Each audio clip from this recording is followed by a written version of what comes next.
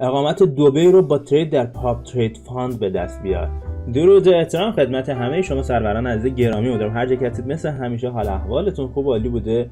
باشه. قطع به یقین میدونم که الان شما شوکه شدید یا اینکه انقدر این خبر براتون بزرگ بوده که از شدت سوپر شدن حتی باورتون نمیشه که همچین چیزی امکان پذیر باشه. ولی باید بهتون بگم که شرکت پاپ ترید فاند اومده اقامت دبی رو با بهترین حسابش در اختیار شما عزیزان قرار میده. اونم خیلی راحت میتونید به دفتر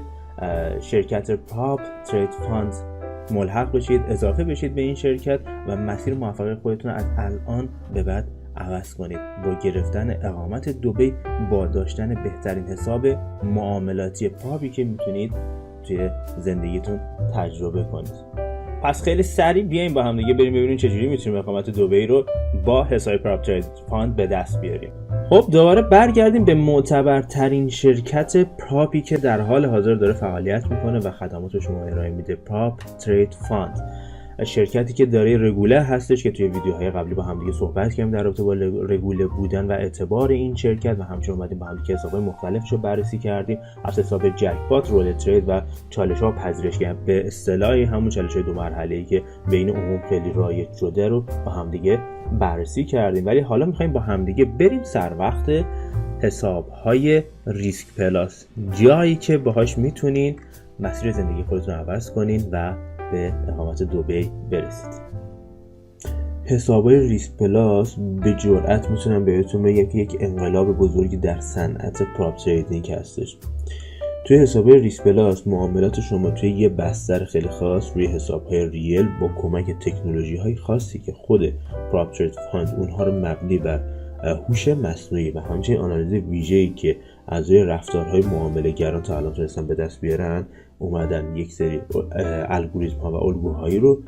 دسته‌بندی کردن که به واسطه این دسته‌بندی‌ها هر تریدر رو توی یک دسته خاص مجزا دسته‌بندی میکنن و هر تریدی که انجام میدن و به واسطه یه سری از محاسباتی که خودشون دارن و ریسک‌های منطقی که خودشون مد نظر دارن میان مستقیم روی حساب‌های ریل شرکت کپی میکنن. اما قبل از اینکه بریم به بررسی خود حساب‌های ریسک پلاس برسیم، ببینیم چرا اصلا ما می‌خوایم بگیم که این حساب‌ها یک انقلابی در صنعت پراپ تریدینگ هستش. نمیدونم تا حال این موضوع پیش خودتون پیش اومده که فکر کنید که چرا حساب‌های پراپ اکثرا از دست تریدرها خارج میشه و نمیتونن به مرحله ریل برسن، یعنی چالششون نمیتونن عبور کنن یا حتی اگر عبور کنن توی بحث ریلشون با مشکل مواجه میشن و نمیتونن برداشت‌های خوبی رو داشته باشن. الان اینجا خیلی راحت بهتون جوابشون میدم، اینه که یکی از مهمترین اون عامل‌ها داشتن درادان هستش. درادان برای عزیزانی که نمیدونن چیه، اینه که باید بهتون بگم شما یک سری محدودیت هایی داری که حالا از محدودیت های روزانه یا ماهیانه ازش یاد میشه که به این شکل شما یه دونه حساب در اختیارتون دارین و اگه این حسابتون به طور مثال 5% در روز ضرر کرد، شما دچار نقض قوانین شدین و دیگه اجازه ترید کردن توی چالش پراپ رو ندارید. یا اگرم تریداتون رو انجام بدید و به مرحله نهایی برسید، شرکت حساب رو از شما میگیره به خاطر اینکه شما نقض قوانین درادان داشتید. و این موضوع یکی از عوامل بسیار بسیار مهمی هستش که خیلی از تریدرهایی که توی بحث پراپ تریدینگ دارن فعالیت میکنن نمیتونن این موضوع رو رعایت کنن. حالا فرض کنید که یه شرکتی میاد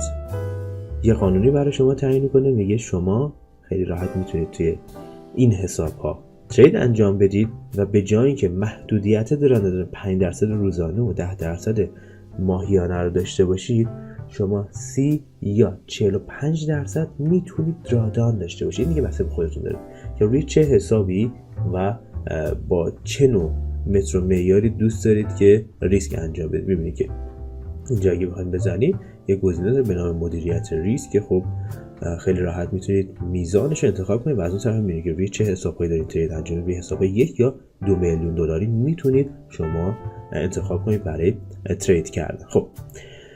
حالا از یه طرف دیگه شما فرض کنید که خب یه حساب حالا 1 یا 2 میلیون دلاری دارید، چقدر باید درادان بخورید که درادانتون باعث نقض قوانین بشه؟ شما به لحاظ عددی هم بخواید حساب کنیم یه عدد بسیار زیادی میشه، یه چیزی هولوش بین 300,000 دلار تا یه چیزی هولوش $700,000 میتونه باعث درآدان روزانه‌اش بخش درآدان کلی شما روزانه نه اینجا بحث درآدان روزانه نداریم، اینجا فقط صرفا درآدان کلی داره که این موضوعی هستش که میتونم بهتون بگم به جرئت یک انقلابی در صنعت پراپ تریدینگ هستش که دیگه بحث درآدان برای همیشه خداحافظی باید کرد باشه، چون که حتی تریدرهای آماتور هم میتونن بحث درآدان خودشون رو کنترل کنن که دیگه به زیر 30% نیاد، مگر اینکه خب بخوان کارهای عجیب غریب روی حساب خیلی کوچیکی انجام بدن که این عددها رو بخوان تجربه کنن. مگر تریدری که یه مقدار تجربه داشته باشه یا حتی حرفه‌ای باشه به هیچ عنوان به همچین عددهای حتی نزدیک هم نمیشه. بالاخره با ریکاوری هایی که به لحاظ ذهنی انجام میده دوباره برمیگرده توی مسیر سودسازی خودش، چون خیلی طبیعیه که تریدرها یه بازه هایی از زمان نتونن سود بگیرن، ولی وقتی شما توی بازه زمانی که منفی میشید بحث درآدان نمیدونم 4% و 5% رو نداشته باشی و با خیال راحت بتونی توی پوزیشن هات بمونی و با ریسک های معقول، عملا هیچ وقت شما این عدد 30 یا 45% رو نمیبینید، به شرطی فقط یه مقدار مدیریت سرمایه داشته باشی و یه مقدار سطحت اومده باشه بالاتر، یه تجربه خیلی کوچیکی داشته باشی، میتونی راحت توی این مارکت شروع کنی به ترید کردن روی حساب‌های ریسک پلاس. عملاً بخوایم بیایم حساب‌های ریسک پلاس رو با حساب‌های جکپات، رولت یا حتی حساب‌های چالش دو مرحله‌ای با هم دیگه مقایسه کنیم، یک برآورد کلی نسبت به هم دیگه داشته باشیم، اینه که بعد بهتون خب توی حساب‌های چالش دو مرحله‌ای عموماً برای تریدرهایی هستش که خب تازه شروع کردن و احساس می‌کنن که میتونن از این مارکت سود کنن. به درد این عزیزان میخوره که روی اون حساب‌ها شروع کنن به فعالیت کردن. تریدرهایی که فکر می‌کنن یه مقداری حرفه‌ای‌تر هستن میاد سر وقت حساب‌های جکپات یا رولت ترید. حالا خب خود به خود شما زمانی که دارین روی این حساب‌های جکپات یا رولت دارین ترید انجام میدین باعث میشه که یه سری قوانین داشته باشه و این قوانین دست و پاگیری که توی این دوتا حساب هستش شاید مناسب خیلی تریدرها نباشه. به خاطر همین این حساب ریسک پلاس با این درآدان 30% تقریبا میتونیم بگیم مناسب تمام تریدرها هست و با هر سبک و نگاهی که توی مارکت دارن میتونن وارد این نوع حساب بشن. یه چیزی عملا میشه گفتش یه تریدری میخواد که از سطح آماتور یه مقداری پیشرفته تر باشه و قرار هم نیستش خیلی تریدر حرفه‌ای باشه، یعنی یه چیزی بین حساب‌های جکپات و چالش‌های دو مرحله‌ای. برای حساب‌های ریسک پلاس همونجوری که خب توی بحث رولت ترید و جکپات داشتیم، حساب‌ها از همون ابتدای میاد چه اتفاقی میفته روی حساب‌های ریل شرکت کپی میشه و دقیقاً مثل همون حسابا که گفتیم تقسیم سود در انتها بعد چالش تقدیم عزیزان میشه، اینجا هم همون اتفاق میفته. یعنی کسی که حساب ریسک پلاس برداشته و چالشش رو پاس میکنه بعد از اینکه تموم میشه دوباره تقسیم سود، یعنی از همون مقدار درصدی که باید میگرفته تا چالش به اتمام برسه همون مقدار رو، حالا درصدی که الان خدمتتون بیان میکنم، میگیرن و میتونن بهادرش بدن. پس یعنی از این لحاظ تفاوتی با حسابهای جکپات نداره. اما تفاوت خیلی فاحشی که نسبت به رولت ترید و جکپات داره توی چیه؟ اینه که توی اون دوتا بحث تقسیم سود 80% بود، ولی اینجا بحث تقسیم سود 90% هستش که می‌بینید دیگه خیلی تفاوت با هم دیگه داره. حالا یه نکته دیگه خیلی جالب‌تر خدمتتون عرض کنم اینه که توی بحث حساب‌های پراپ همیشه میزان تارگتی که شما بهش دسترسی پیدا می‌کردید عملاً عددهایی بودش که تمام با میزان درآدان کل نزدیک بوده یا بالاتر بوده یا خیلی نزدیک بودن به هم دیگه، ولی اینجا شما 30% حداقل درآدان رو داری، حالا میتونید 45% هم انتخاب کنی بسته به نوع شخصیت خودت، نوع سبک تحلیل و تریدی که داری و اون وقت خیلی راحت‌تر میتونی تارگت خودتو کمتر حتی از درآدان ببینی. یعنی چقدر؟ یعنی شما نیاز هستش فقط 20% تارگت رو ببینی برای خودت. عملا فرض کن که یه حساب 1 میلیون 2 میلیون دلاری داری، 20% باید چالشتو بگیری و پاس کنی و بعد از اینکه به امتحان میرسه از روی این 20% 90% قرار سهم شما باشه، بخاطر اینکه خب این تریدها همگی در بستر حساب ریل شرکت قرار اتفاق بیفته. حالا فرض کنید شما یک همچین مبلغی رو هم دریافت کردی به عنوان خب پاداش پاس شدن حساب خودت و در انتها بیاد شرکت به شما ویزای کار دبی رو بده. اون وقتی یه چه شرایطی در کنار هم دیگه قرار پیش بیاد که هم یه سرمایه خیلی خوبی بتونید کنارش جمع کنید و از اون طرف هم بتونید اقامت کاری دبی رو داشته باشید و خیلی راحت دیگه بتونید توی دبی توی تریدینگ فلو خود شرکت بخوای شروع کنی به کار کردن. پراپترید فاند این امکان رو برای شما فراهم کرد که با خیلی آسوده در آرامش و با امکانات کامل به معامله گری بپردازید و یه ذهن بسیار آرامی رو داشته باشید که بتونید خیلی راحت سود کسب کنید.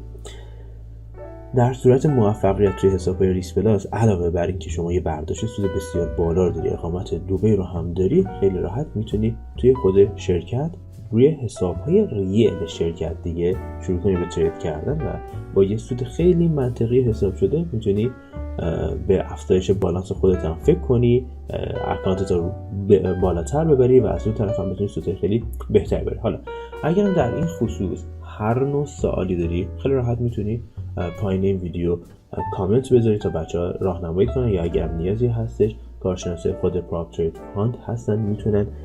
اونها در طول تمام روز هفته و به صورت تمام 24 ساعته آنلاین هستن و جواب شما رو بدن تا اینکه خدای نکرده ابهامی چیزی توی این زمینه نداشته باشید. اگرم نیازی بودش برای اینکه حضوری بیاید وارد